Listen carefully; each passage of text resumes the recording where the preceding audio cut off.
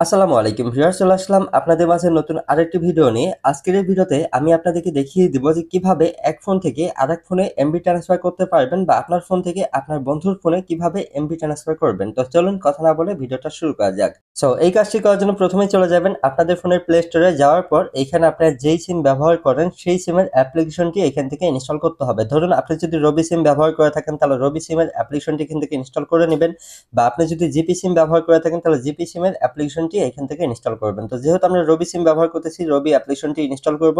Install করার পর just এইখান থেকে আমরা ওপেনে ক্লিক করব।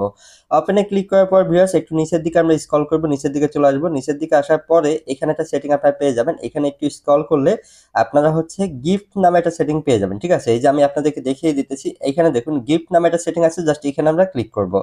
এইখানে ক্লিক করার পর ভিউয়ার্স এখানে দেখতে পারবেন যে আপনারা যে এমবিটা আপনার বন্ধুর কাছে পাঠাতে যাচ্ছেন সেই এমবির মেয়াদ থাকবে কয়দিন, সেটা এখান থেকে আপনি সিলেক্ট করতে পারেন। সো আপনাদেরকে দেখানোর জন্য আমরা 7 দিন সিলেক্ট করলাম। 7 দিন সিলেক্ট করার পর নিচের দিকে দেখবেন যে কত জিবি ইন্টারনেট আপনি শেয়ার করতে চাচ্ছেন। সো আপনাদেরকে দেখানোর জন্য এখানে আমরা 10 জিবি সিলেক্ট করলাম। ওকে, সিলেক্ট করার পর মিনিটটা আমরা 0 করলাম। করার পর সবকিছু ঠিকঠাক থাকলে এখানে নিচের দিকে দেখবেন বাই প্ল্যান, জাস্ট এইখানে আপনারা ক্লিক করবেন। এইখানে ক্লিক করার পর ভিউয়ার্স এখানে আপনারা দেখতে পারবেন যে আপনার যে বন্ধুর কাছে আপনি ইন্টারনেটটা ট্রান্সফার করবেন বা এমবিটা ট্রান্সফার করবেন সেই বন্ধুর মোবাইল নাম্বার এখানে দিতে বলবে। তো নাম্বারটা আমরা দিয়ে দিতেছি। নাম্বারটা দেওয়ার পর আমরা আসতেছি। সো নাম্বারটা দেওয়ার পর এখানে দেখবেন আপনার সিমে যদি ব্যালেন্স থাকে সেটা দিয়েও আপনার বন্ধুর কাছে আপনারা এমবিটা ট্রান্সফার করতে পারবেন। যদি সিমে ব্যালেন্স না থাকে তাহলে রিচার্জের মাধ্যমে আপনারা এমবি আপনার বন্ধুর কাছে ট্রান্সফার করতে পারবেন।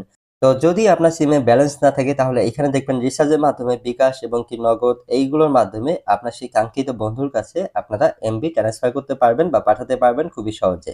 এইখানে দেখবেন বাই নাও লেখা আছে, জাস্ট এইখানে ক্লিক করলেই আপনার সেই কাঙ্ক্ষিত বন্ধুর কাছে এমবি চলে যাবে।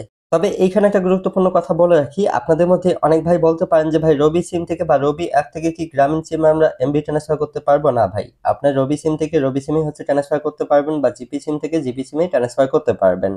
আর এই সেটিং গুলো প্রত্যেকটা সিমের অ্যাপ্লিকেশনে আপনারা পেয়ে যাবেন একটু খোঁজাখুঁজি করলেই। ঠিক আছে, তো আশা করি আপনারা সবকিছু বুঝতে পারছেন যে কিভাবে এক সিম থেকে আরেক সিমে এমবি ট্রান্সফার করা যায়। সো এই ছিল আজকে ভিডিওটি ভালো লাগলে অবশ্যই লাইক শেয়ার কমেন্ট করে আমাদের পাশে